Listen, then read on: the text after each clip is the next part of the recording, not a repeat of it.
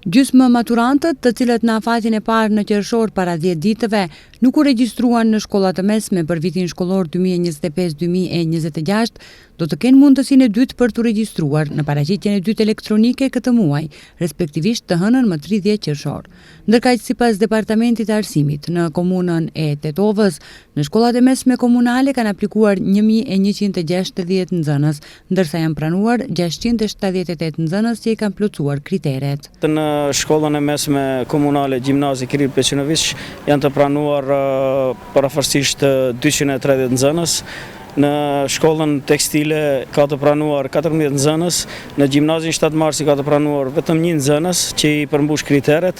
Në shkollën ekonomike gjithsesi janë të pranuar për momentin 20 nxënës, ndërsa interesi më i madh, fluksi më i madh i nxënësve është në shkollën e mesme profesionale Nikola Shtejn, shkollën medicinale, ku për momentin janë të pranuar gjithsej 403 nxënës.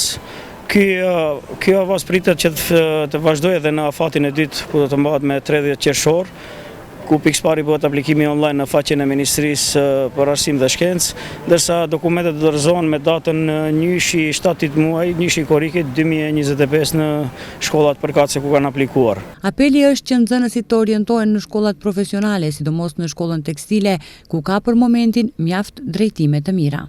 Kisha preferuar që nxënësit sa më shumë të drejtohen ka orientimet profesionale. Këtë rast kemi shkollën tekstile që ka me të vërtet mjaft drejtime të jashtëzakonshme.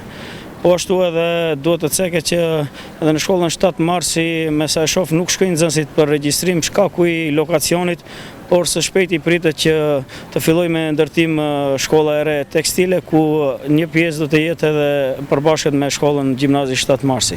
Në afatin e dytë në shkollat e mesme të Tetovës ka 750 vende të lira, dhe pse ka numër të vogël të nxënësve që janë pranuar në shkollat e mesme në afatin e parë, autoritetet komunale presin që në afatin e dytë dhe të tretë të kenë rritje të numrit, madje të tejkalohet numri i nxënësve që ishin regjistruar vitin e kaluar.